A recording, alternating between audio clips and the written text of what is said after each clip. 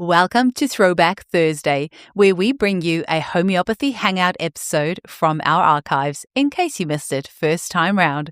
Because this episode may be a couple years old by the time you hear it as a throwback, some of the special offers, links, or content may not be valid anymore, so please keep this in mind when listening. You're always welcome to reach out to us at info@eugeniekruger.com. Enjoy the episode. Today's guest is Dion Tabrett, who has been a practicing homeopath since 1992, a self-confessed Compton Burnett geek, and author of the book Burnett Rediscovered, which can be purchased through Narayana Verlag, or check the show notes for my Amazon affiliate link, which will give me a small kickback to help pay for the costs of running this show. Dion has run clinics in Berkshire, Cornwall, Devon, London, and Bristol, and is now back in Devon. He works closely with Mike Bridger at the Contemporary College of Homeopathy in Bristol, where they both run the college clinic together.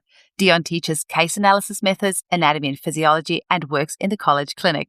Mike and Dion co-founded and run the Orion postgraduate course, which is one of the longest running and most successful postgrad courses in the UK.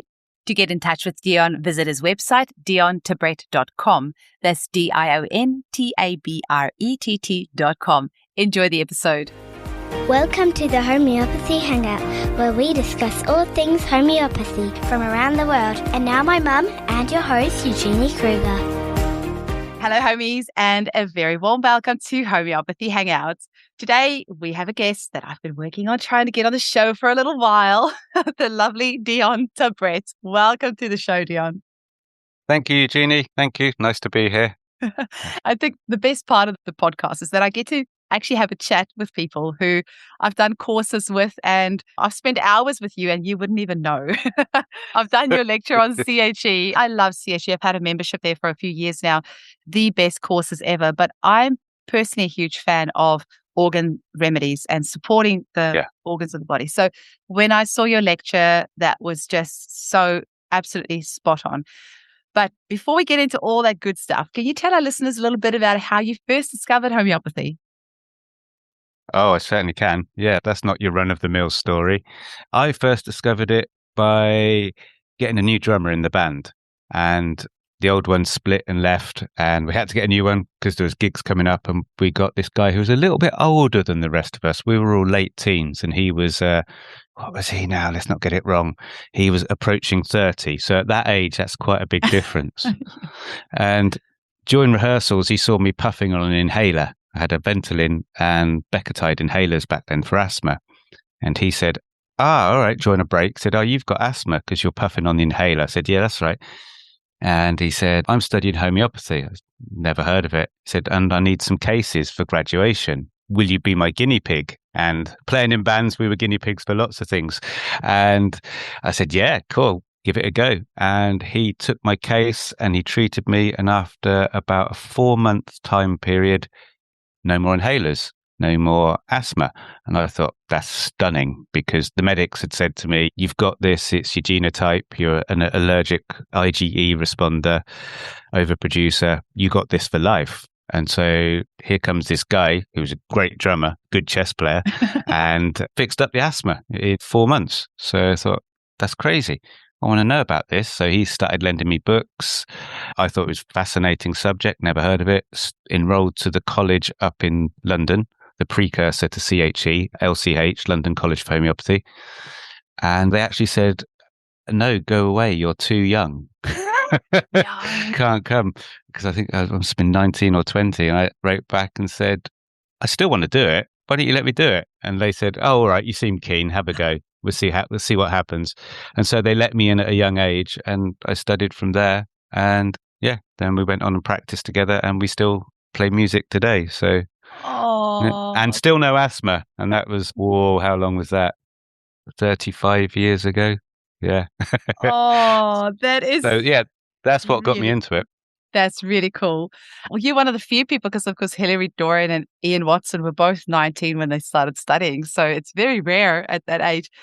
I have a request for you, and I'm like completely serious about this. I think Marcus thought I was joking when I said this, but I want you and Marcus and Frederick Schoyens and Luke Nolan to get together and maybe for Homeopathy Awareness Week, like create a song and people can buy it on iTunes or whatever, so we can fundraise for, I don't know, a charity or something. Marcus already has the name for the band. He said Nux Vomica. It's going Sounds to be the about right. band's name. That sounds like the post-party Yeah, name for the band. absolutely. That's the acoustic live lounge the day after, the night before. It's a great name for a band. So yeah, I'm putting that request out there. It's now, we're recording this in February. Homeopathy Awareness Week is the 10th of April. You've got 2 months to pull this together, okay? Well, I'm always up for a jam, so we just have to, yeah. I know Marcus plays guitar. What's the others play? What's Luke Norland Luke and play? Frederick does guitar as well, but Luke also does the French horn. Yeah, okay, we need a drummer. You see, I'm a bass player. If we're going to keep this thing tight, then we need a drummer involved. Well, I've got a set of electric drums actually literally right next to me. I bought it for my husband for his birthday, but he hasn't had much of a play on it yet. So, yeah, I don't... Oh, get him on it. Get him on it. I'll pop round. We'll have a jam. I want to come to Australia. Amazing. So let's have it. Speaking of jamming, let's jam about the organ remedies. What are they? How did you get into it? And who the hell is James Compton Burnett, for those who don't know? Well, I started college, and my friend Lynn, who got me into it, he was also running the college bookshop. If I remember correctly, he took over from Ian Watson running the college bookshop. And the advantage of that is you get to read all the books you want to read. And the assumption from students and graduates buying books is that the bookshop seller knows his wares or her wares. And so they were compelled to read lots, which is fantastic for knowledge. And we used to travel. So I lived in, like Lynn, we lived in Berkshire. So that's 60 to 70 miles west of London. And we used to travel up on the train to college 3 days a week and then back again in the evenings. So we'd chat about all the books, and he'd lend me books, and I'd discuss the lectures, and I started getting into a couple of authors that he liked. And then I really liked James Compton Burnett. And if you don't know who he is, I'll tell you, he was English homeopath, born in Salisbury, graduated in Glasgow, and then practiced initially in Liverpool and then down in London in Welbeck Street, which runs parallel to Harley Street. And he's the guy who really integrated organ therapy into homeopathy, because initially it was a different discipline. It was always been used by humans. We've always scoured nature for plants that could help us, because organ remedies are plant remedies almost exclusively. But it came up through Hippocrates, Paracelsus, but then there was a guy called Rademacher, Johann Gottfried Rademacher, who was a contemporary of Hahnemann, German physician, who they never communicated, but bizarrely enough, Rademacher rejected the allopathy of his day, so venesection, leeches, purging, cupping and venesection again, and he explored the Paracelsian idea of the law of similars, which was rooted back to Hippocrates, but he explored it exclusively from an organ remedy perspective. That's what he looked at. So he used the law of similars. He used the minimum dose, but not dynamized, only diluted into material drop doses. And he really elaborated this whole system around organ treatment, organ remedies for organ diseases, which is very similar to homeopathy, but it's not as holistic. It's not looking at mentals and generals in anything like the scope that the homeopaths did. And long story short, the organopaths, although they're a separate discipline, there were so much similarities that they were swallowed up into the vanguard of homeopathy. And it became something of a sideline. It was Crataegus for the heart, Chelidonium for the liver, Ceanothus for the spleen, until Burnett got interested. And because he was fluent in a number of languages, one of which was German, he could read the 2 800-volume books that Rademacher wrote, and he incorporated it into his homeopathic practice. And he always described himself as half organopath, half homeopath. Did you say 800 volumes or 800 pages? 800 pages, 2 volumes. Okay. Yeah. Whereas if you look at the literature today for Rademacher, we've got a small pamphlet, which is 30 pages tops. So Burnett, because he could read the German, absorbed all of that and incorporated it. And then it's just reading through the 23 books of Burnett and how he punctuated his miasmatic, vaccinosis and constitutional treatment with also organ remedies that I found fascinating. So that's a long-winded explanation, but that was how I got into it, and that's who Burnett was in that sense. And he found it very, very effective in practice and still do. Well, I have a funny story to tell you. So my son's 11 now, but he was probably about 6 months old. He had this like patch of ringworm come up on his arm. And I was still like in my final few months of studies. And I tried all the usual remedies. Tellurium was the first one I think that most people try, and Oh, some yeah. sepia and some sulfur, and like nothing worked. And You're going to Barcelona, aren't you? don't spoil the punchline here. Oh, no. There was this homeopath that retired in New Zealand, and she was selling these boxes full of books. And my son was about a year, so this has been dragging on for about 6 months. And my confidence in homeopathy is like really going down. And I go through this book, like this box of hers, and I find this tiny little book that says ringworm and Burnett. And I don't know why he needed, like, it's only a tiny book, but why he needed a book to say it. But basically, the book says, use Basilina for ringworm. And I swear I gave him a handful of doses. The ringworm was gone, never to return again. But up to this day, a decade later, my husband still teases me and said, remember when Joshie had that ringworm that lasted 2 years? And now my son's old enough to get the joke, and he kind of plays along with that. But Burnett saved my butt on that one. I just wish I went through that box of books earlier. Good on him. Yeah. And so many clients I've helped with ringworms since then, thanks to Basilina. Yeah, he calls it the pathological simillimum to ringworm. The Basilina is a fantastic remedy for that particular fungal infection.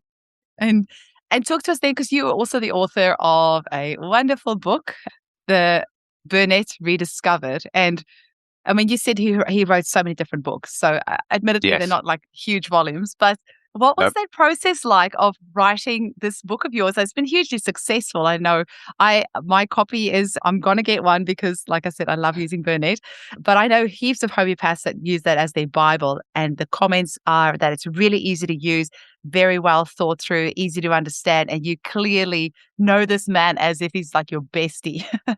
So talk to us about this process of writing this book. What was that like? Yeah, he's at my right shoulder in the clinic. He looks over all the prescriptions and gives me the nod. So it's a That's photo nice. And most people have a photo of Hahnemann in their clinic. You've got a photo of Burnett in your clinic.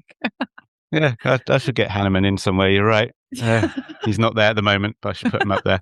It was when I started studying him, late 80s, early 90s. I just really got bitten by the bug and read all his books, and then kept rereading them and enthused about them to my classmates. And they would say, yeah, all he does is give Basilinum and Thuja to everyone. I said, yeah, he does, but he does organ remedies and constitutional, and he's given those for chronic disease, miasmatic blocks or vaccinosis. There's good reason. And so I qualified, and then I did some good graduation cases, and the college thought they were good and said, would you come and teach a lecture? What do you want to teach? And I said, yeah, okay, I'll teach about Burnett, because it just wasn't on the syllabus. He was alluded to and talked about, but there was no formal structured lecture about his methodology. So early 90s, I started teaching about him, and I'd encourage people to go and read the books, and not many would. They'd come back. I'd see them again as postgrads later on other courses, and go, let's just recap the Burnett stuff. And they'd thought, yeah, okay. And it was like I'd never told them as undergrads. And so I thought, okay, this isn't right. Why aren't they reading the books?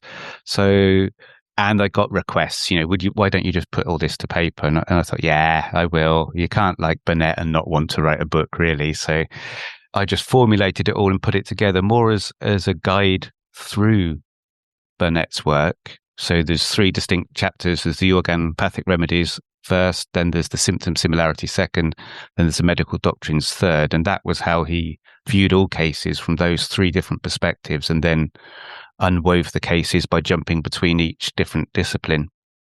And so I really wrote it as a guide, and then punctuated it with my own cases in the hope that then people would go and read all of his books, which I'm thinking that's possibly the case now. So I don't know.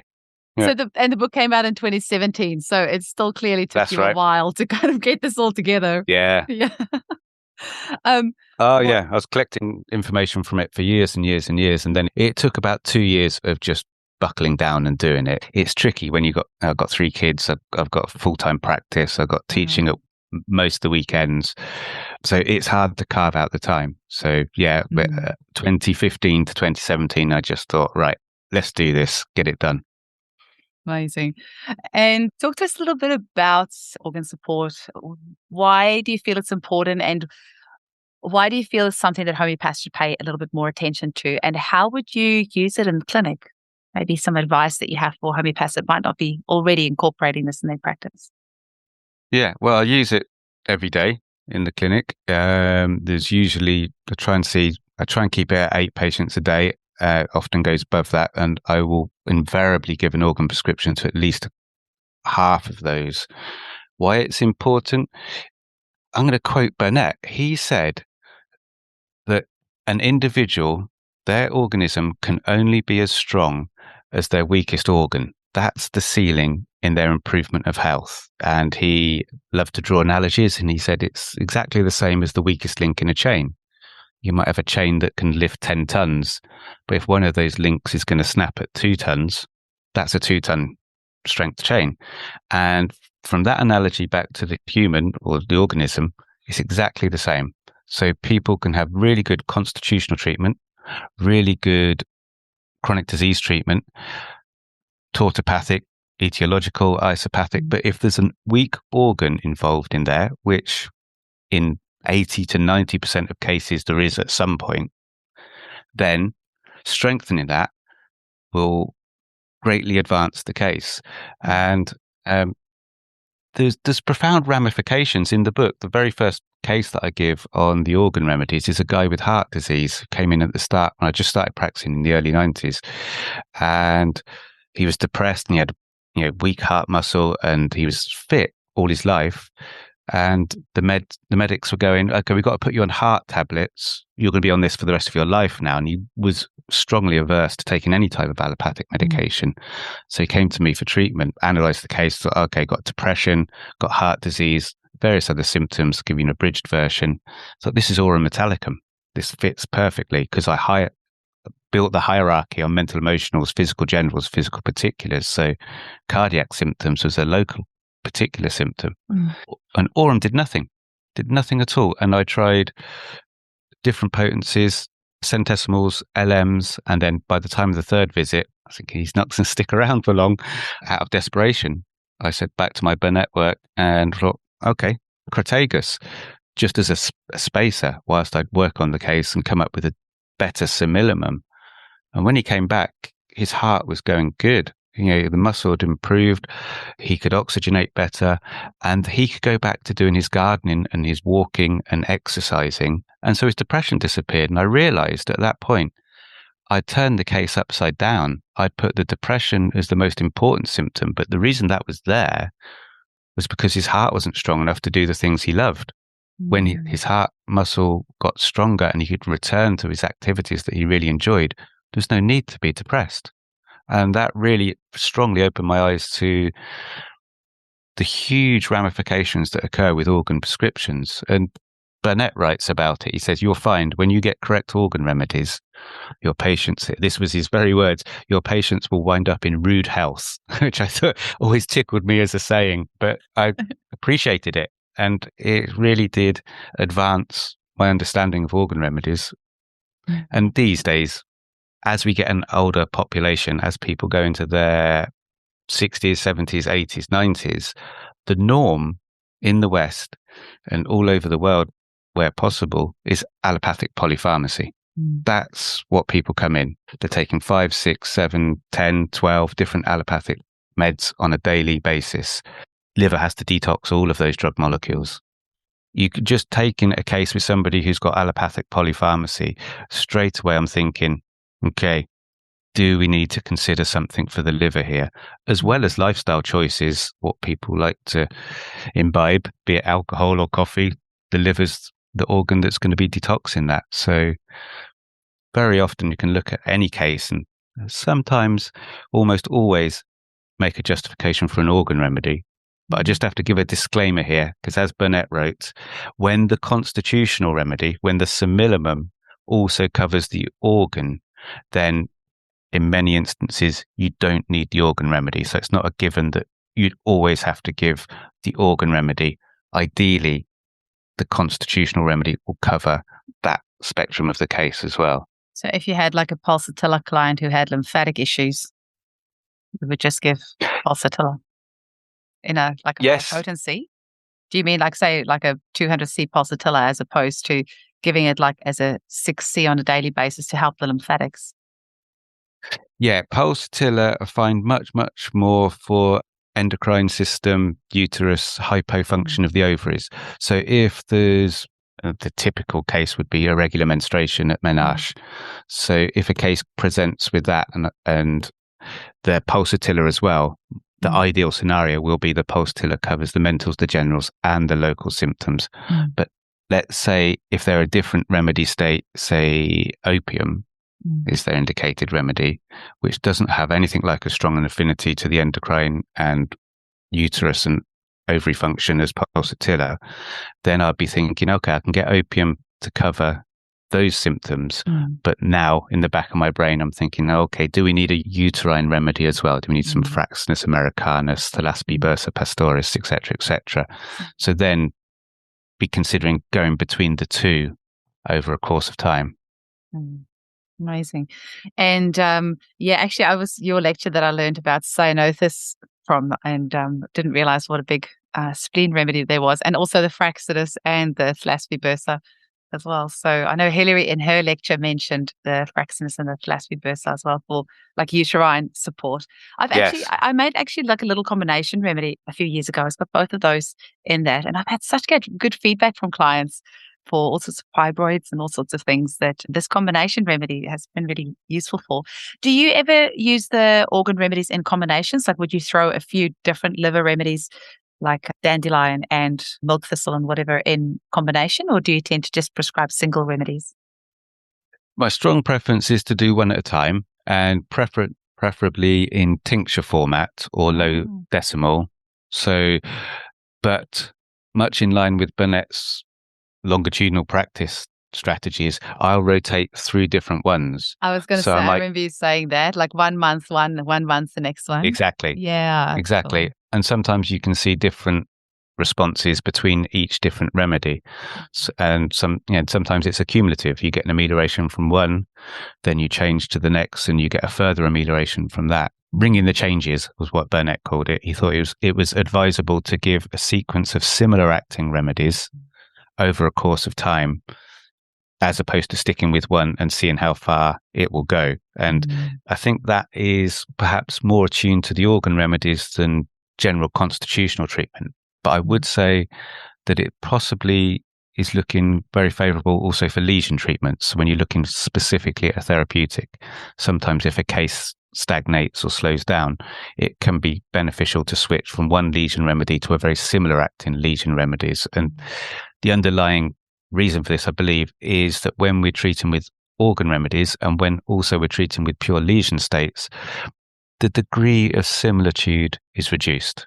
It's not doesn't need to be as accurate or as strong for constitutional similimum treatments where you're matching across the entire spectrum of mentals, generals, and locals. And have you got a preferred potency that you use? Do you tend to use more the X's or the low C's? Or you just said tincture before. Do you use many tinctures as well? Yeah, use a lot of tinctures. For organ remedies, then if it's available in tincture form, that's my preference. So that would be 5 drops twice a day for 1 month, then reassess as a generic prescription. If for reasons the person can't take tinctures because they're preserved with alcohol, so if they're children, for religious reasons, if they're alcoholic or recovering alcoholic, then I don't give meds with alcohol in for obvious reason. Then I would use anything from a 1X to a 6X twice daily, or a 1C to a 6C twice daily. Or if they're on polypharmacy and there's contraindications with any of the tinctures that you're using with the pharmaceutical medication that they're using, I guess then the X potency would probably be a better option rather than a tincture. Exactly right. And there is, for some individuals, that is a preferential medium for the remedy that suits them as an individual. So some people do fantastic on tinctures, but not on decimals. The opposite is also true. Some people take the tincture and it doesn't hit the spot, or it can even disagree with them. They can induce nausea and they can induce a skin eruption, usually for just 5 or 10 days or so at the start. But often that's an indicator, okay, let's switch now from material to a more dynamized dose of a low decimal or a low centesimal. And I guess if it's a tincture, that's also processed by the liver, right? So if you then, and not just the alcohol, but the phytochemicals in the actual tincture, yes, I would be processed by the liver. So if you've got a liver struggling, then maybe an X potency might be a good option. Yeah, if they're really compromised, yeah, then that's the gentlest way to start. Absolutely. And you quite like using your nosodes as well, I hear. In the words of Burnett, he claimed to have used every bacteria known to science at his time as a nosode, and viruses included. So I think, we've got our work cut out to catch up for where he is. But nosodes are vastly, vastly important. Everyday prescriptions, nosodes. Yeah. It's funny how I think as homeopaths, we can be a little bit strange sometimes, that we think that because a remedy is of a different origin, that it should be used in a special way. I think my first kind of aha moment for that was I was taught in 2010 at college that you give a bowel nosode once and you never repeat it within 3 months. And then, I did Hilary Dorian's lecture and she said, give it daily for 21 days. I'm like, what? That's not how we were prescribed. And now I give it Mondays to Fridays for 8 weeks at a time to a client, and they do great on it. But I feel like nosodes get that bad rap sometime as well about, it shouldn't be used like this or that. But it's just a remedy. It's just energy. So we should stop putting boundaries on what you can and can't do with the remedy. If it's been potentized, then you kind of just use it like everything else. I don't know. Maybe there's something I'm missing in all of this. I think it's the association with disease products for a lot of people. And then there's we hypothesize that's going to cause disease, but the whole point of Hahnemann's potentization, dynamization is you're changing the killing potential into a curing potential. But there's also all the connotations. If I said to a class of students, okay, we're all going to do a proving, I want you to all prove, I'll tell you it's a vegetable remedy, then loads of people will go, yeah, that's great. If I said, okay, we're all going to do a proving, all I can tell you is it's a nosode, it's a virus or a bacteria, then the drop-off's large, Not everyone wants to sign that and go for it. So, and there's all sorts of myths. You either give carcinosin to somebody who has a history of cancer or has active cancer, and that's it's not the case. Those nosodes are useful in that type of case. Yeah, I mean, we were actually taught you never give a nosode to somebody when they have the active disease. So, for example, we were taught never give potassium to somebody who has whooping cough. But I've often found that is exactly what the person needs when they have that illness. So it's very interesting. We've got a lot of, what's the word, Chinese whispers, maybe, in homeopathy. And that is a huge problem. And I think one of the things is that people will report on anecdotal evidence or just a few clinical examples, and there's no peer review of, okay, you saw that, but let's see, has this happened 100 times? Can we verify this? And you'll hear all sorts of things such as never open a case with a nosode, or like you said, never give the nosode of the disease when they're in the active state of the disease, where past homeopaths like Francisco Xavier Eizayaga, he would use the nosode of the disease intercurrently alongside the indicated remedy. So no matter what they were consulting with, and he had some wonderful, fantastic cures of all manner of things, that very enviable clinical reputation.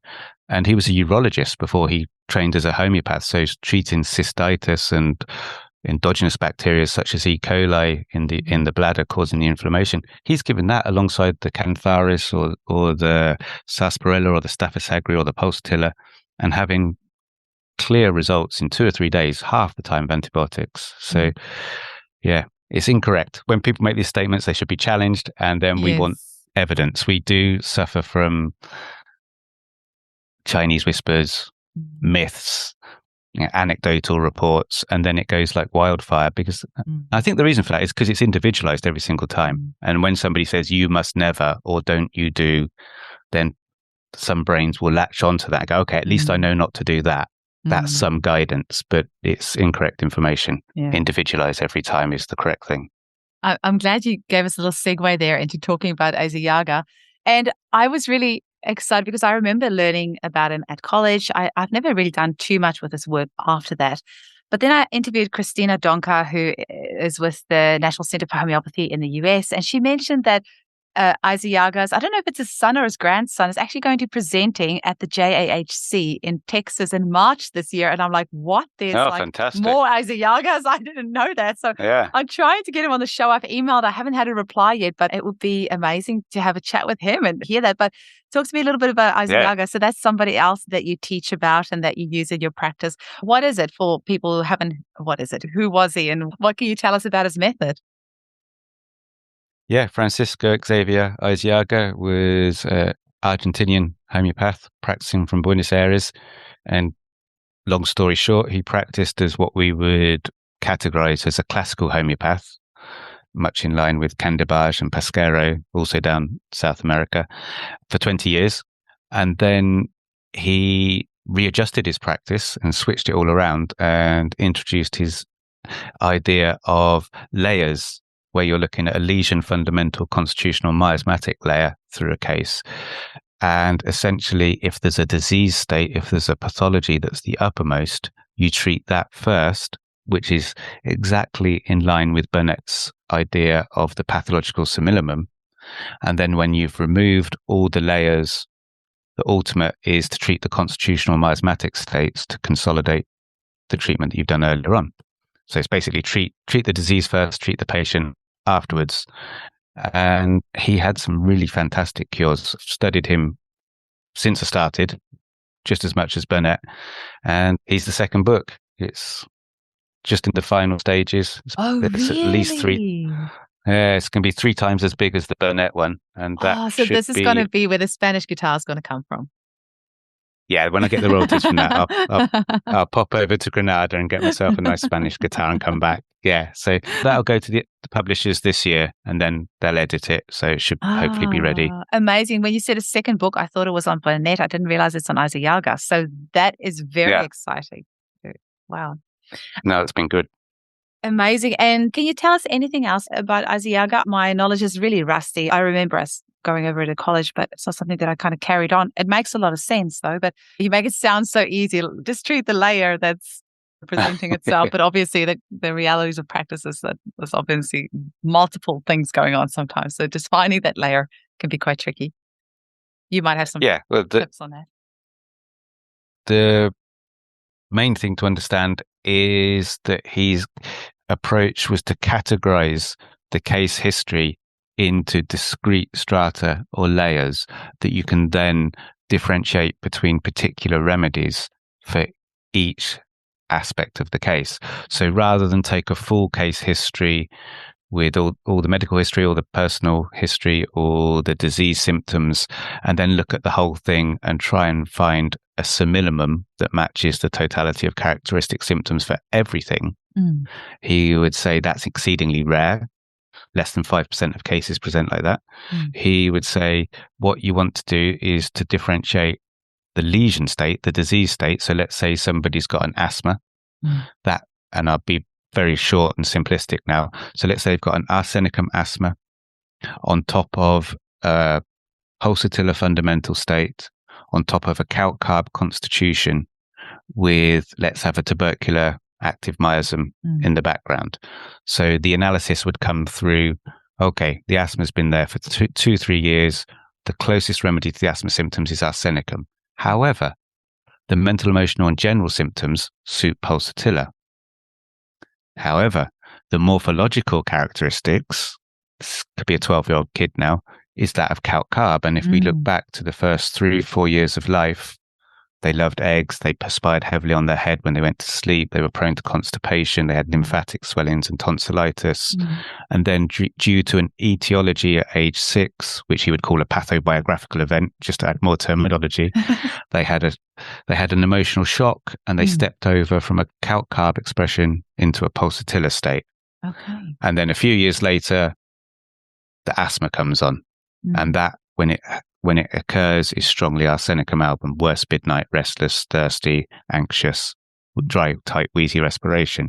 So he would say, right, rather than try and find a remedy for all of this, we give the arsenicum for the first 6-10 months for the asthma. Then after that, we'd probably spend an equal amount of time treating the pulsatile state. And then after that, we consolidate with calc-carbon tuberculinum for the constitutional miasm. So he divided and categorized the cases along a chronological line, but also in regards to pathology, psychology, and general and local symptoms. And for me, it's wonderful clarity for understanding simple to complex cases. It dovetails very neatly with Burnett's idea of the pathological simillimum and the symptomatic simillimum. And I think for me, it's the clearest way to practice. It's what helps all cases. So that's how I will analyze alongside Burnett. And yeah, it's the subject of the next book, which will be done. It'll be done this year. Very, very cool. You gave that example so clearly. I could just see all the layers. It was awesome. You are such an amazing lecturer. Apart from CHE, that's your course that I've done, but whereabouts do you do any of your own lectures as well? Or is it mostly just through the colleges? Like, do you have any postgraduate courses that you have available for as by yourself, or are they all done via the colleges? There is a postgrad course which we're looking at launching either late this year or early next year. That's the Orion postgraduate course that I do with Mike Bridger. So that's normally run sometimes in London, sometimes in Bristol. We're going to look at Bristol, I think, this coming end of this year, start of next year. So that's a 5-month postgrad course for people who are in practice. And then I teach at various colleges, teach in Bristol, Wales, Dublin, Cork, and of course CHE in London. And that's enough because a lot of the courses are at the weekends, and got to draw the line at some point. Family, for sure. So, but those are all the things that I do teaching wise. But strongly devoted to the writing at the moment. That's the main thing. Get that done. So, Dion, where can people get hold of your book? Soon to be books. Where can they get hold of your work? Are you still taking on new clients? Where we'll put it all in the show notes, but just where's the best way for people to contact you if they want to know more? Okay, so the book is published by Narayana Verlag in Germany, Black Forest. So they've got their own website and they've loads and loads of publications, really good publishing house. So you can go straight to Narayana. There is a website. I tried to get them on the podcast and they said no, so you'll have to give them a little nudge. I was curious. I wonder why. I don't know. Good little nudge from me. They've got great books. They've got wonderful. I've purchased through them several times, and there was at one stage during the pandemic that they weren't shipping overseas, so I ended up buying a couple of ebooks through them. But I really I've purchased many books from them over the years, so that would be the best place to get the books from. You don't sell them yourself; it's just directly through Narayana Verlag. Okay. No, I don't send them myself. There's my website, which is my name, diontabrett.com. That's got all the clinic information. So that's where people go to get into clinic. It's very, very busy. There's a number of months waiting list at the moment. Wow. And then also a final message that you want to leave our listeners with after all this wonderful information you've shared. How do you want to summarize this all for us? And what's the last message that you want to leave our listeners with? Well, buy all of Burnett's books and read them and keep rereading them. I still read them today and I've studied them for a long time. And each time I reread them, I learn something new. So obviously in homeopathy, we never stop our materia medica study, never stop our clinical experience, which should shape our philosophy and study of the repertory. But the thing about Burnett, the thing I like the most, is it's one of the few places where you get longitudinal case studies, where you get cases that are followed for a couple of years to 5 years, 8 years, sometimes up to 15 years. You'll get information back on somebody that he's treated. And I think as a profession, we really need to drill down into that aspect to get an understanding of what the clinical reality is when we take on people and they ask for how long will it take, what's the prognosis, what can we cure, what can we not cure. So Burnett is still my favorite source of that. So the take-home message is buy all his books, read them all, and then keep rereading. Well, now that you've said that, where do you recommend people get hold of them? Because I mean, they mostly these old school ones, right? I think Yeah. like B. Jane probably sells them, but would you just find them on Amazon, or where would be the best place to find them? Because they're pretty old. In the UK, I use Minerva Bookshop. Ah. Minerva I think he's in Wiltshire now, and Stuart, who runs it, is very efficient. He'll ship straight away by email and say, I'd like this. I get an email later that day, and then it usually arrives the following day or the day after. So he's fantastic. I don't know if he ships internationally, but Minerva's my go-to. Other than that, yeah, just whatever your local bookshop is in your country. And if they haven't got them, say, why not? Get them. You should have them. Yeah. Awesome. Well, it was really fun to chat with you. Thank you so much for your time. And I shall get a bit more into Burnett and also Eizayaga. You have definitely inspired me. Thank you so much. Good stuff. You're welcome. Well, thanks for having me on, Eugenie. Pleasure.